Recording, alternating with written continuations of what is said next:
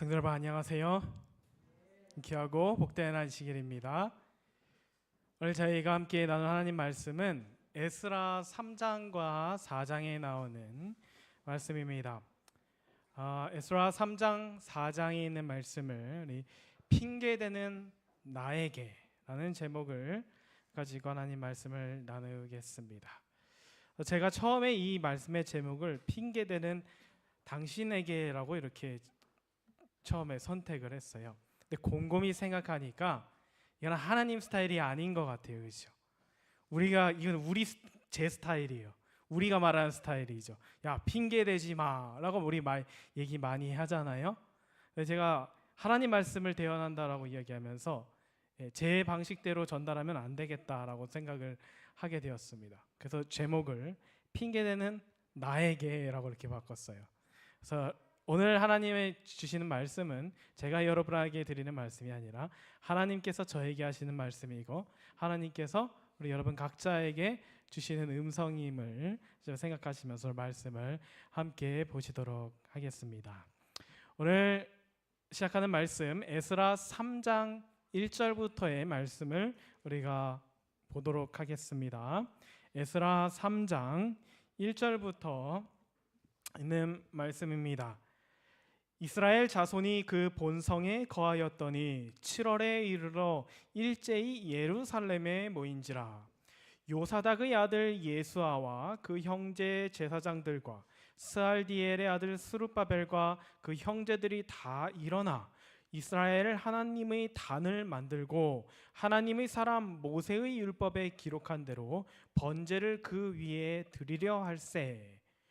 무리가 열국 백성을 두려워하여 단을 그 터에 세우고 그 위에 조석으로 여호와께 번제를 드리며 기록된 규례대로 초막절을 지켜 번제를 매일 정수대로 날마다 드리고 그 후에는 항상 드리는 번제와 초하루와 여호와의 모든 거룩한 절기의 번제와 사람이 여호와께 즐거이 드리는 예물을 드리되 7월 초하루부터 비로소 여호와께 번제를 드렸으나 그때에 여호와의 전 지대는 오히려 놓지 못한지라.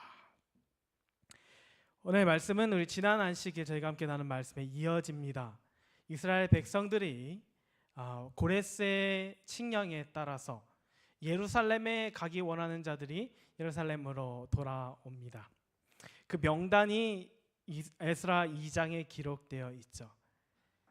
한 번도 가본 적 없고 대부분의 사람들에게는 그것이 내 부모의 고향이지 나의 고향은 아니지만 그곳에서는 아무것도 약속되어 있지 않고 그곳에는 심지어 내가 거할 그 어떤 집도 현재 있지 않지만 그들이 돌아가기로 결심한 이유는 단 한 가지, 나는 하나님의 백성이기 때문이었습니다. 고레스가 그 백성된 자는 돌아가라 이야기했을 때 나는 이 땅에 살지만 나는 바벨론 살지만 나는 하나님 백성이다라고 생각하는 그 모든 사람들이 이제 예루살렘으로 돌아가게 되었지요. 그리고 나서 이어지는 이야기가 오늘 에스라 3장의 말씀입니다. 성경 첫 번째 우리 3장 1절에 보면 이스라엘 자손이 그 본성에 거했다라고 말씀하셔요. 그 본성이라고 하는 것은 여러분 자신들의 고향을 의미합니다. 저는 이 이야기가 참 멋지게 제 눈에 보여요. 왜냐하면 이스라엘 백성들이 돌아옵니다. 생각을 해보세요. 완전히 황폐화된 그냥 그 다 망가져버린 그 성에 굳이 내가 다시 살아야 한다고 한다면 여러분 그래도 그나마 그 중에서 살만한 땅이 그리고 또 피하고 싶은 땅들이 있지 않겠어요? 여러분 한번 떠올려 보세요. 만약에 하나님께서 우리 모두를 이곳에서 한날 한시에 한국으로 돌려보냈다라고 생각해 보십시오. 그리고 그 땅은 텅텅 비어 있습니다. 그렇다면 여러분 마음속에 어디로 이사를 가고 싶으십니까? 어디 가야 돼요? 강남으로 가시겠습니까? 잠실로 가시겠어요? 옛날 같으면 지금 같으면 저기 36대 후문 쪽에다가 땅만 가져도 아마 다시 나라가 재건되면서 그곳은 굉장히 땅값이 많이 오를지도 모릅니다. 이스라엘 백성들, 제가 생각해 봤어요. 내가 만약에 돌아가는 사람 입장이라고 한다면 처음부터 다시 시작하는 김에 그래도 좀 내 취향에 맞거나 내가 가고 싶은 데를 가고 싶지 않을까라는 생각을 하게 됩니다. 근데 이 이스라엘 백성들은 어디로 돌아가냐면 그 본성에 가서 거했다라고 해요. 땅에 대한 이야기를 하지 않습니다. 왜냐하면 하나님께서 이미 그들 조상들에게 주신 그 땅을 그들은 자신들의 땅이라고 여겼기 때문이죠. 그러니 다른 어떤 욕심을 부리지도 않고 다른 어떤 생각도 하지 않습니다. 이렇게 사는 사람들은 하나님 백성밖에 없어요. 저는 확신합니다. 만약에 여러분 시드니가 텅텅 비어 있는데 어떤 우리가 한 번에 옮겨가야 한다라고 한다면 바다가 이렇게 쫙 내다보이는 저 동쪽 해변가에 집을 짓고 사는 게 괜찮지 않을까요? 어차피 땅을 읽어야 하고 어차피 집을 새로 지어야 한다면 이왕이면 경치가 좋은 곳이나 이왕이면 교통 흐름이 좀 괜찮은 곳, 이제 미래를 내다봤을 때 이 나라가 다시 세워지고 성이 완공되었을 때 그래도 개발 가능성이 있거나 사람이 좀 몰릴 거로 생각되는 지리적 위치나 그런 이점을 가진 땅에서 살고 싶지 않겠습니까? 근데 하나님의 백성들은 결국 그렇지 않았다라고 하는 것이죠. 저는 이 말씀이 너무나 멋지게 들렸습니다. 다투지 않아요. 땅에 대한 이야기를 하나도 하지 않습니다. 그저 하나님께서 그들 조상에게 한 번도 가본 적 없고 한 번도 살아본 적은 없지만 그곳을 하나님께서 우리에게 주셨으니 그냥 그곳에 가서 거하는 것이죠. 그것이 하나님 나라의 하나님 백성들의 살아가는 모습이었다라는 것입니다. 각자 그 조상의 분깃에 따라 거기 살다가 이제 7월이 됐습니다. 7월은 이스라엘 민족들 유대력에서 그들의 절기의 가장 마지막이 있는 달입니다. 이 7월. 가을 절기죠. 이 7월에는 나팔절이 있고 대속제일이 있고 초막절이 있습니다. 연달아서 그 하나님께 예배하는 하나님께 드려야 하는 예배의 시간들이 쫙 있어요. 그래서 이스라엘 백성들이 7월에 모였습니다. 모이긴 모였는데 뭐예요? 지금 성전이 다 불타서 없어지고 아무것도 없는 그곳에서 이들이 이제 새롭게 시작해야 합니다. 그래서 예배를 드리기 위하여 이제 단을 쌓아요. 단을 쌓는데 이스라엘 백성들이 그리고 하나님 예배에서의 이스라엘 백성들이 가지고 있었던 그리고 하나님을 예배하는 종교라고 하면 종교일까요? 종교적 한 가지 특성이 있는데 다른 모든 이방신들을 섬기는 사람들은 단을 깎은 돌로 만들었습니다. 벽돌이나 돌을 다듬어서 아주 멋진 대리석으로 만들 수도 있고 아주 튼튼한 화강암으로 만들 수도 있고 어쨌든 자신들이 가지고 있는 가장 멋진 돌들을 깎아서 가장 높은 최대한 높게 쌓아 올리는 것이 어떻게 보면 그 당시에 이방 사람들이 자신들의 신을 예배하는 풍습이었어요. 근데 하나님의 백성들은 그러지 않았습니다. 하나님께서 명하셨거든요. 하나님께 드려지는 제단은 제물이 올려지는 제단은 결코 깎은 돌로 만들어서는 안 된다는 것이 하나님 뜻이었습니다. 그 이스라엘 백성들은 늘 제단을 쌓을 때마다 그 주변에 있는 넓적한 돌들, 그냥 쌓기에 유용한 돌들을 모아다가 허리 높이 때로는 가슴 높이까지 쌓고 그 위에 제물을 올려놓고 하나님께 예배를 했다라는 것이죠. 왜냐하면 하나님께는 이 단보다 제물이 더 중요했기 때문입니다. 하나님께서 우상 숭배를 가장 미워하시고 반대로 이스라엘 백성들이 우상 숭배를 동경했던 이유가 바로 여기에 있어요. 제단의 높이 말이죠. 제단이 높을수록 그 신의 힘이 강하다고 사람들은 여겼고 제단이 높을수록 자신들이 얼마나 대단한 민족인지를 자랑할 수 있는 한 가지 상징이 바로 이 제단이었습니다. 그래서 모든 백성들은 제물이 초라할지언정 단은 초라해서는 안 됐어요. 그것이 가나안 사람들이 예배를 드리는 방식이었습니다. 근데 하나님께서는 하나님의 백성들에게 그것을 완전히 금하셨지요. 그래서 단은 낮아도 상관없어요. 그리고 제물은 딱 뭐예요? 하나, 두 개. 그것이 하나님께서 명하신 예배였습니다. 오늘 우리가 이스라엘 역사를 살펴보면요, 성전은 조금씩 커져요. 지금 오늘 이제 이 스룹바벨이 백성들과 함께 성전을 지으려고 합니다. 그리고 성전이 우여곡절 끝에 완성이 되어요. 그리고 그 성전이 언제까지 흘러가냐면 헤롯 시대까지, 예수님의 시대까지 흘러갑니다. 근데 그 성전이 해가 갈수록 처음에는 스룹바벨 성전 아주 조그맸다가 헤롯이 되면서 헤롯이 증축하고 증축해져 갖고 나중에는 예수님의 제자들이 자랑할 만큼 성전이 다시 커져요. 모든 사람들이 솔로몬 성전의 영광이 회복되는 그 과정을 기대하고 바라봅니다. 성전이 커질수록 예배의 규모는 커지겠죠. 드려지는 제물의 숫자도 많고 거기에 참여하는 사람, 거기에서 찬양하는 사람, 거기서 일하는 사람은 많아집니다. 하지만 여러분, 분명히 한 가지 확실한 것은 뭐냐면 예수님 당시에 하나님의 성전에 나아갔던 사람들의 공통적인 한 가지 태도는 뭐냐면 그들이 제물을 준비하는 태도는 여전히 흐려졌다라고 하는 거예요. 그러니까 예수님 계시던 시절에는 성전에서 어떤 비즈니스가 있었어요? 양을 사고 파는 그런 비즈니스가 생긴 것입니다. 원래 이스라엘 백성들은 자기가 자신의 소유에서 흠없는 양을 찾아서 그것을 주님께 가지고 나와야 했어요. 그런데 그것이 규모가 커지고 그 다음에 그것이 어떤 하나의 시스템화가 되면서 사회 제도화가 되면서 사람들이 점점 무엇합니까? 편의를 추구하기 시작하지요. 거기에 그런 시스템의 가장 앞선성 사람들이 바로 대제사장과 그의 가문의 일원들이었던 것이고요.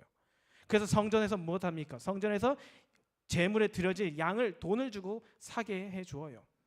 그리고 비싼 값을 치르고 그것을 사는 것입니다. 모두가 그렇게 예배드린다라고 하는 것이죠. 성전은 커지면 커질수록 그들이 하나님께 나아가는 마음은 조금씩 작아지고 있었다라는 것입니다. 오늘 우리가 그 말씀을 다시 한번 떠올리면서 여러분, 이 스룹바벨이 그 백성들과 함께 이 성전을 재건하는 그 과정에서 반드시 회복되어야 할 것이 무엇인지를 다시 한번 우린 주목해 봐야 하는 것이죠. 예수님은 살 수 없습니다. 그렇죠? 예수님은 내가 고용하는 분이 아니라는 것이에요. 예수님은 변호사가 아닙니다.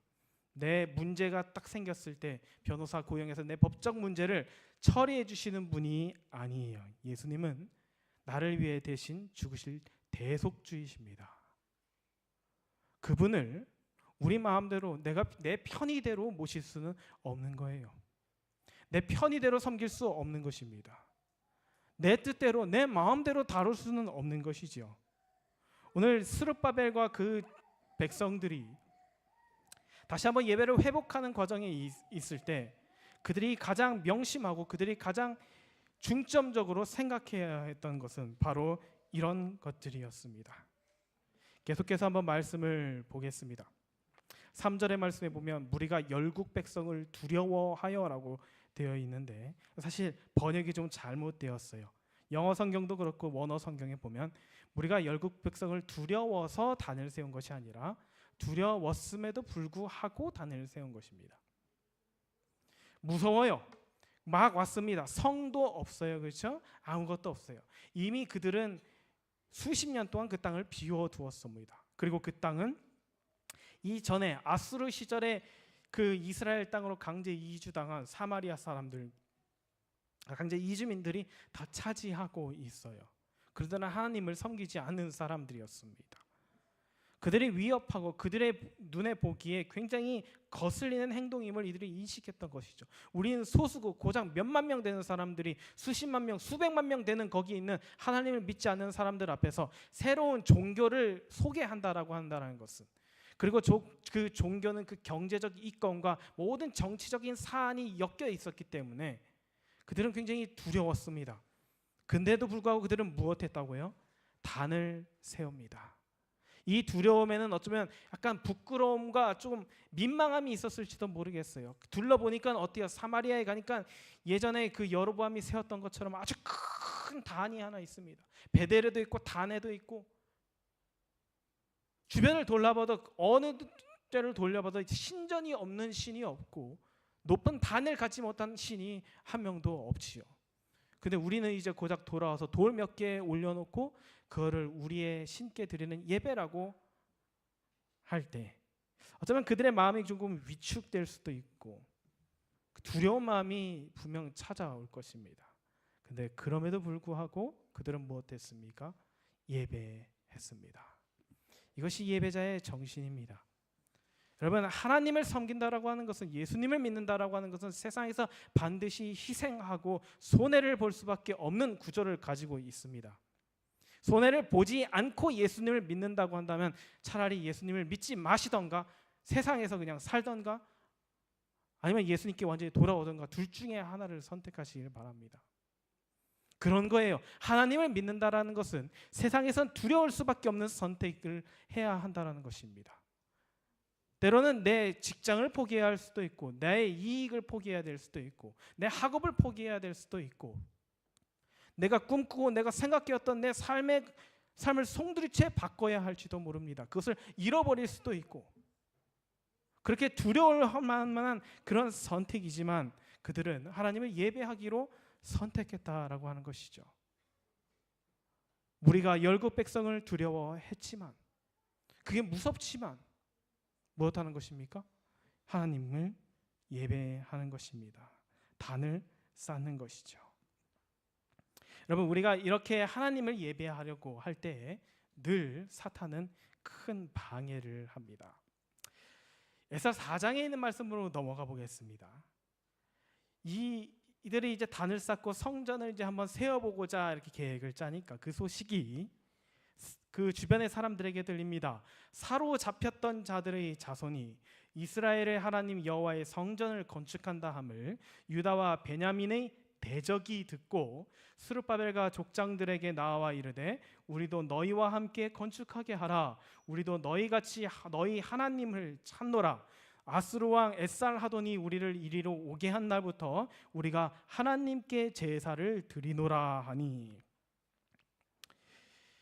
오늘 그 주변에 살고 있었던 그 북방 이스라엘의 영토 사마리아와 그 주변에 있는 땅들에 살고 있었던 그 사람들이 하나님의 성전을 예루살렘에 세운다는 소식을 듣고 거기에 간섭하기 시작합니다.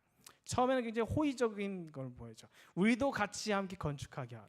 우리도 하나님을 찾노라. 우리도 지금까지 우리가 여기 이주한 날부터 하나님을 경배한다라고 이야기하면서 함께 하기를 요청합니다.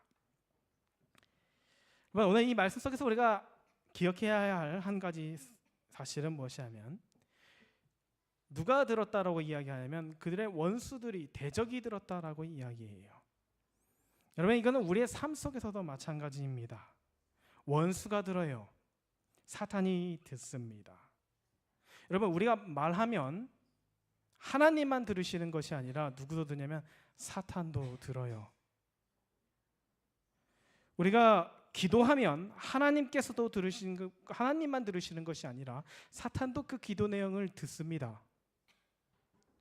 우리 교회 직원에서 어떤 결정을 내리면 그 결정은 우리가 늘 함께 기도할 때마다 하나님의 뜻대로 하게 해주십시오라고 그 기도할 때 그 내용을 사탄도 들어요. 선거위원회에서 어떤 결정을 내리면 그것을 하나님께서도 들으시지만 그것을 사탄이 듣습니다. 사무회에서 오늘 우리가 예배 끝나고 사무회 결정하는데, 오늘 우리가 2025년 재직 명단에 대한 결의를 하잖아요. 그걸 하나님께서 우리가 기도로 드리지만 그 내용을 사탄도 듣습니다. 여러분이 무슨 결심을 내릴 때마다 사탄이 그 결심을 들어요. 그가 우리의 마음을 읽지는 못하지만 우리의 말과 그리고 우리가 나오는 모든 우리의 행동과 결정들에 대해서 그도 관심을 갖고 지켜봅니다. 여러분, 예배 시간에 아멘 하시죠? 그것도 사탄이 들어요. 그래서 아멘을 안 하시나요? 사탄은 듣습니다. 사탄이 왜 들어요? 사탄은 그걸 듣고 자신의 다음 행동, 자신이 다음 계획을 수립해 나갑니다. 여러분, 굉장히 두려운 이야기 아니에요? 우리가 이제 이곳을 떠날 때마다 예배 시간 마지막에 제가 축도하면서 그렇게 하죠. 우리의 결심을 고백합니다. 하나님의 뜻대로 살기 원하는 모든 성도들에게 그렇게 여러분이 결심을 내리시고 아멘하고 떠나시면 그 이야기는 하나님께서 상달되지만 사단이 그걸 바로 딱 들어요. 우리 집사님께서 한 주 동안 어떻게 살아가려고 결심했는지 사탄은 그걸 파악하고 그 다음에 그 삶을 살아가지 못하도록 하기 위해서 준비해 나갑니다. 여러분, 그러니까 우리는 그냥 하나님께 여기서 고백하고 다 끝나는 것이 아닙니다. 어쩌면 우리는 하루 1시간 요 짧은 찰나에 하나님께 우리의 마음을 아뢰고 우리가 고백하고 우리가 이야기할지 모르지만 사탄은 그 이후에 다음 안식일이 찾아올 때까지 여러분께서 오늘 예배 시간에 결심했던 그것을 이루지 못하도록, 그렇게 하나님의 말씀에 따라가지 못하도록, 성전을 완성하지 못하도록 하기 위하여 사탄은 움직일 것이라는 것입니다. 오늘 이 스룹바벨과 그 이스라엘 백성들이 우리가 성전을 건축한다, 어디 광고도 안 했어요. 자기들끼리 이야기했죠. 근데 소문이 퍼져서 어디로 갑니까? 그들의 대적에게 갑니다. 그리고 그 대적들은 그 이야기를 듣고 나서 처음에는 호의적으로 다가오죠. 우리가 함께 해보자. 야, 이거 우리가 여기 아니까요, 그죠? 막 이런 이야기 했을 거예요. 제가 알아요. 내가 보니까 이거 뭐는 어디서 구하고요, 그렇죠? 우리 동네 좀 이렇게 못질 좀 잘하는 사람도 있고요. 재료는 어디서 사면 좋고요. 우리가 작년에 우리 동네에 있는 산당을 새로 개보수를 했는데 그 돌이 어디서 났는데 그 돌이 정말 좋다고. 그 동네에서 가져오라고. 우리가 그런 걸 알려주겠다고. 그러면서 못하면 함께 하자라고 이야기합니다. 그때 스룹바벨이 그 이야기를 듣고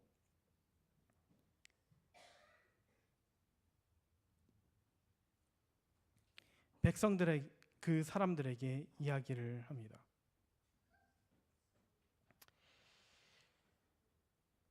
에스라 4장 2절 뒤에 3절부터 있는 말씀입니다. 스룹바벨과 예수아가 기타 이스라엘 족장들이 이르되, 그들이 그 이야기를 듣고 뭐라고 하냐면, 우리 하나님의 성전을 건축하는데 너희는 우리와 상관이 없느니라. 바사왕 고레스가 우리에게 명령하신 대로 우리가 우리 이스라엘의 하나님 여호와를 위하여 홀로 건축하리라. 이렇게 이야기해요. 나 혼자 할 것이다, 우리끼리 할 것이다 라고 이야기하죠. 사탄은 우리와 함께 하기를 제안합니다. 이 당시에는 전을 건축하는 사업이었죠. 문자적 의미로는 건물을 지어가는 것이지만 실제로 그들은 건물을 짓는 것이 아니라 예배를 회복하는 과정에 있습니다. 오늘날 우리는 이 문자적 의미에서 건축되어 있는 성전에서 그 시대를 살아가고 있지는 않지만, 하나님께서 말씀하신 것처럼 우리 몸이 성전이라고 하셨고 우리의 마음속에 주님이 거하시는 그것을 준비해가고 그것을 회복시키는 것이 하나님께서 하시는 구속 사업이라고 분명히 말씀을 하셨어요. 우리 몸이 성전입니다. 우리의 정신이 성전이 되는 것이죠. 그래서 그것을 무너진 것을 다시 수복해 가는 것입니다. 이것을 다른 말로 이야기하면 우리의 인격과 우리의 품성을 재건해 가는 것이에요. 누구 멋대로요? 하나님의 형상대로 우리의 인격과 우리의 품성을 새롭게 다시 만들어가는 것입니다. 사탄은 그걸 하지 못하게 하기 위해서 자꾸 처음에 와서 뭐라고 하면 나와 함께 하자라고 이렇게 이야기하고, 정말 많은 경우에 많은 사람들이 거기에 예스라고 대답합니다. 그래서 하나님의 사업을 한다라고 이야기하면서, 신앙을 한다라고 이야기하면서 그 마음속에 있는 중심은 하나님이 아니라 내 자존심이나 내 생각이나 내 이기심이나 내 계획이 되는 경우가 너무나 많이 있다라고 하는 것이죠. 기도도 나를 위해서 하고 봉사도 나를 위해서 하고, 그래서 다른 사람이 몰라주면 섭섭하고 다른 사람이 내 뜻과 동의 안 하면 그 사람은 마치 하나님의 대적같이 내 눈에 보이고 눈에 가시거리처럼 보일 수 있다라는 것입니다. 그것이 사단이 제일 좋아하는 거예요. 그것이 사단과 함께 하는 것입니다. 저도 그런 경우가 굉장히 많더라고요. 저 돌이켜보니까 하나님의 목사인데요, 사단이랑 같이 일해요. 사단처럼 일해요. 사단처럼 생각하고 그가 던져준 여러 가지 온갖 그럴듯한 해법을 마음속에 감아듬고 그것이 마치 하나님의 뜻인 거냐 착각할 때가 제가 정말 많다라는 것을 느끼게 됩니다. 뭐냐면 사탄은 지금도 못하냐면 제가 여러분께 드리는 이 말씀, 하나님께서 오늘 우리에게 하신 말씀, 우리가 여기 동의할 때마다 우리가 그 동의한 말씀대로 살아가지 못하도록 무슨 수를 정말 모든 수를 동원하기 때문이라는 것이지요. 그래서 우리는 스룹바벨과 같은 그런 용기와 결단이 필요한 것입니다. 스룹바벨이 뭐라 그러냐면, 여러분, 이거는 완전히 척지는 거예요, 그렇죠? 내가 이렇게 젠틀하게 나왔는데 어떻게 하는 것입니까? 됐어요. 번역하면 그렇습니다. 됐습니다. 당신 이거는 우리 일입니다. 이건 내 일입니다. 라고 이야기하는 것이죠. 조금은 너무 이 이웃에 대해 너무 매몰차고 너무 단호한 것 아닌가라고 생각이 될 수도 있습니다. 이거는 우리 성전이고 내 성전이다. 근데 스룹바벨이 이렇게 대답한 것은 그 이웃들을 무시하기 때문이 아니라 이 성전을 다시 짓는다는 것은 성전을 소유한다라는 것이 아니라 그 성전을 건축하면서 성전의 회복에 따른 의무와 책임을 의미하는 것입니다. 무너진 성전을 회복하는 것은 내 책임입니다. 무너진 예배를 회복하는 것은 나의 책임입니다. 하나님께서 나 대신에 다른 사람을 시키지 않으셨다는 것을 스룹바벨은 인정했다는 것이지요. 없던 것을 만드는 게 아니라 무너진 것을 회복하는 것입니다. 내가 주님을 떠났으면 내가 주님께 돌아가야 하지. 내가 주님의 뜻을 잘못 이해했으면 내가 제대로 이해해야죠. 누가 대신 지어주지 않는다는 것을 스룹바벨은 분명히 이야기합니다. 성전은 우리 민족의 불순종으로 무너졌기 때문에 우리가 그분의 말씀에 순종함으로 재건된다는 것을 분명하게 이야기하는 것이라는 거예요. 여러분의 성전은 여러분 때문에 무너졌습니다. 그리고 하나님께서는 여러분에게 재건하라고 이야기하셨고 그와 같은 명령이 저와 여러분 모두에게 주어졌다라는 사실이지요. 근데 왜 이렇게 배제할 수밖에 없었을까? 그 이야기를 잠깐 간략하게 보겠습니다. 열왕기하 17장에 보면 북방 이스라엘이 멸망하는 이야기가 나옵니다. 이 북방 이스라엘이 멸망했을 때 왕이 이스라엘 마지막 왕 호세아 왕이었는데 호세아가 아수르에 사로잡혀 갑니다. 그래서 이제 나라가 완전히 멸망을 해요. 주권을 상실해 버리죠. 근데 그때 한 가지 문제가 발생됩니다. 그게 뭐냐면 이 아수르가 이 강제 이민 이주 정책을 해요. 그래서 자신들이 점령한 사람, 예를 들자면 여기서 하면 뭐 호주로 예를 들자면 누가 갑자기 여기 가서 점령해갖고 시드니에 사는 사람들 싹 다 옮겼고 뉴질랜드로 보내고 뉴질랜드 사람들을 다시 시드니로 뭐 호주 아니 뭐 파푸아 뉴기니로 보내고 막 그냥 아무데나 연고 하나도 없는 곳으로 강제 이주시켜서 그 땅에서 살게 합니다. 그때 이제 북방 이스라엘 사람들 다 잡아가서 엉뚱한 데로 보내고 그 빈자리에 자신들이 점령한 또 다른 사람들을 거기다 데려다 놔요. 근데 문제가 생깁니다. 하나님께서 사인을 보내세요. 뭐냐면 거기 하나님께서 치십니다. 그래서 막 병이 생겨서 사람들이 죽어요. 그러니까 이 아수르 왕이 갑자기 좀 뭔가 찜찜한 것이죠. 이 문제가 일어나니까. 그래서 그때 아수르가 잡아온 호세아에게 이야기합니다. 거기 하나님께서 아무래도 조금 화가 나신 것 같은데 그 하나님을 좀 화를 달랠 수 있는 방법을 가르쳐 줄 만한 사람을 한 명 보냈으면 좋겠다. 그래서 호세아가 한 명을 추천하고 제사장 중 한 명, 그래서 사마리아에서 잡혀간 제사장 중 한 명이 베델이라는 곳에 파견되어서 그곳에서 하나님을 예배하는 것을 알려줍니다. 그게 열왕기하 17장에 오늘 지금 여러분 스크린에 보시는 그 말씀이죠. 그렇게 가르칩니다. 그런데 그 사람들이 그 가르침에 따라서 하나님을 섬기는 법을 배우긴 하지만 여전히 자신들이 이주할 때 가지고 왔던 그 신상들을 만들어서 부어서 섬기는 것이에요. 한글 성경에 보면 영어 성경에도 좀 번역이 이 히브리 원어 성경과 좀 다르게 되어 있습니다. 여기 보면 마치 제사장 중 하나가 베델에 거하며 백성에게 어떻게 여호와를 경외할 것을 가르쳤더라 하면서 그러나 마치 제대로 가르쳤으나 그들이 엉뚱하게 했다라고 우리가 오해할 수 있지만 히브리어 성경에 보면 뭐라고 되어 있냐면 가르쳤기 때문에 그 제사장이 가르쳐서 각 민족이 각기 자신의 신상들을 만들었다라고 이야기합니다. 그 무엇이냐면 이 제사장이 여러분 어디에서 온 제사장이에요? 사마리아에서 온 제사장입니다. 레위 지파 사람도 아니죠. 이거는 그냥 그 이스라엘의 왕이 그냥 세운 하나의 종교 지도자입니다. 그 사람이 와서 가르치는 거예요. 무엇을 가르쳤을까요? 여로보암이 처음에 만들었던 것처럼 하나님은 어떤 모양으로 생겼어요? 금송아지 모양으로 생겼습니다. 하나님은 무슨 제사를 받으시나요? 뭐 양도 드리고요. 가끔씩 특별한 날 황소 몇 마리 드리면 됩니다. 그걸 가르쳐 주었겠지요. 그 다음에 그럼 다른 신들은 어떻게 하시나요? 여기에 사마리아에 요 단이 있으니까 요거는 하나님 그 다음에 저거는 뭐 다른 신들을 여러분 취향에 맞게 입맛에 하셔도 딱히 무방합니다라고 가르쳤겠죠. 그것이 북방 이스라엘의 선지자들이 그리고 제사장들이 늘 해왔던 일이에요. 지금 그것을 하고 있는 것입니다. 그러니까 이 이방인들 입장에서는 어땠을까? 야, 이거 되게 간단한데? 돈도 얼마 안 들어요? 너무 싸게 먹혀요. 이 신은 양 한 마리, 뭐 황소 몇 마리 가끔씩. 그렇게 하나님을 섬기는 법을 가르쳐 준 것이죠.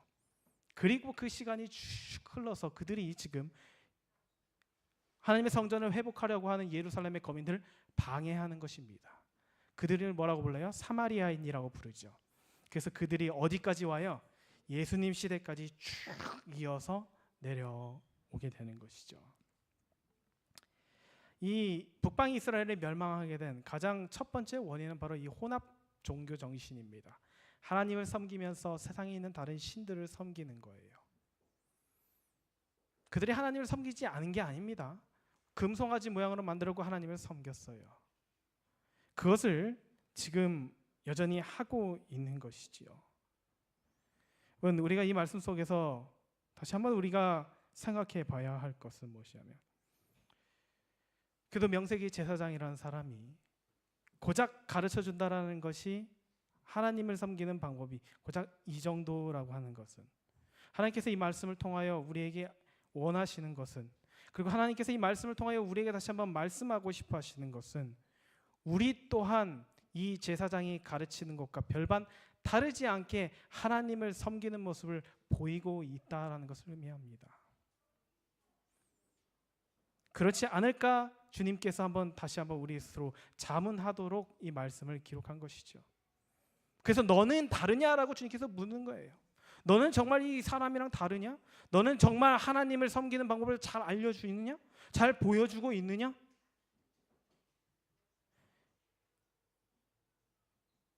자녀들은 부모님에게서 배웁니다. 청년들은 장년들에게 배웁니다. 우리 교회의 가정이, 또 우리 교회가 하나님을 어떻게 섬기는지, 우리가 어떻게 보여주고 있는지 우리는 다시 한번 스스로를 돌이켜 봐야 한다는 것이죠. 제가 학생 전도사 시절입니다. 한국에 있었을 때 한 집사님이 저를 찾아오셨어요. 집사님이 저에게 조심스럽게 이렇게 저를 데리고 가시더니 말씀하셨습니다. 전도사님, 이번 주에는 제 딸이 시험 기간이라 학원을 가야 돼서 학생반에 참여하기가 힘듭니다. 학생반을 빠져야 될 것 같아요. 제가 그 말을 듣고 얼마나 서운했냐면, 제가 그렇게 PC방으로 도망치는 남자애들과 그 다음에 분식집으로 도망치는 여자애들을 교회 오후에 학생반에 참여시키기 위하여 분주하게 예배를 마치고 돌아다니는데, 동네에서 그 집사님이 오셔갖고 엄마가 부탁하는 거예요. 우리 애 좀 빼달라고 이야기하시는 것이죠. 그래서 제가 그랬습니다. 네, 그러시죠. 제가 근데 그 사건이 아직도 머릿속에 잊혀지지 않는 것은, 그 딸, 그 학생이 부모님께 그걸 배웠다라는 것입니다. 그리고 그 친구의 대학 시절은 굳이 여러분께 설명드리지 않아도 뻔히 보인다라는 것이죠. 그리고 그렇게 보이고 있습니다. 저에게 친구가 있습니다. 그 친구는 신앙을 하고 있지 않아요. 네, 그 친구가 결혼을 앞두고 남자친구가 토요일에 이제 결혼식을 하자라는 제안을 했습니다. 근데 이 친구도 토요일 날 결혼을 하는 게 좋아 보여요. 친구들도 그걸 선호하고. 근데 문제는 안식일에 결혼하면 부모님이 걸린다라는 것입니다. 근데 그 친구가 저한테 이야기하더라고요. 내가 만약 토요일에 결혼하면 우리 부모님은 그 결혼식에 안 오실 거야. 그걸 확신하고 있더라고요. 부모님이 안식일을 얼마나 중요하게 여기는지 그가 지금까지 보아왔기 때문에 그런 생각을 하는 것이겠죠. 자녀를 둔 모든 부모님과 또 청년을 가진 우리 교회가 하나님을 어떻게 경외하는지 정말 잘 보여주게 되기를 축복합니다. 사마리아 사람들은 포기하지 않았습니다. 끝까지 뇌물을 쓰면서 그 일을 막아요. 그것이 다리오 왕 제2년까지 이릅니다. 뇌물을 써요. 돈을 써갖고 못하게 막습니다. 그렇게 된 지가 16년이 흘러요. 16년 동안 이스라엘 백성들은 하나님의 성전을 더 이상 재건할 계획과 생각을 갖지 않습니다. 여러분, 그런 말이 있죠. 돈으로 되지 않는 게 있다면 그건 돈이 부족한 것이다. 들어보셨어요? 돈이, 그런 말도 있습니다. 돈으로 행복을 살 수 없다면 그건 돈이 부족하기 때문일 것이다. 사마리아 사람들은 돈으로 막았습니다. 그러면 하나님의 백성들도 돈으로 풀어볼 노력이라도 해야 되는 것 아니겠습니까? 라고 한다면 너무 세속적이고 하나님의 방법이 아니겠지요. 그렇게 세상적인 방법으로 일을 진행해서는 안 되지만 적어도 그 지도자들이, 백성들이 관리들을 만나고 그들을 설득하고 이것이 하나님께서 명하신 일이기 때문에 반드시 이루어질 거라는 믿음을 갖고 끝까지 추진하지 않았다라는 것은 변하지 않는 사실입니다. 대부분의 사람들이 성전 짓기를 포기하고 돌아가죠. 처음에는 그 사마리아인들의 공격이 그들을 낙심시키고 그것이 원망스럽고 그들이 미웠겠지만 나중에는 그것이 그들에게 좋은 핑계거리가 되었습니다. 안 그래도 할 일이 많은데, 안 그래도 바쁜데, 내 집도 아직 다 못 지었는데 누군가는 그것을 하겠지. 그렇게 16년이 흘렀죠. 그들이 하나같이 하는 말이 있었습니다. 그를 학개 선지자가 이렇게 이야기합니다. 만군의 여호와가 이같이 말하여 이르노라. 하나님께서 말씀하신 거예요. 만군의 여호와가 이같이 말하여 이르노라. 이 백성이 말하기를 여호와의 전을 건축할 시기가 이르지 아니하였다 하느니라. 다시 말하면 아직 아니라는 것이죠. 사마리아인이 방해했으니 아무것도 아직 아니라는 것입니다. 16년 동안 그들이 성전을 짓지 않는 이유, 성전을 회복하지 않는 이유를 하나같이 하나님 앞에 솔직하지도 못해요.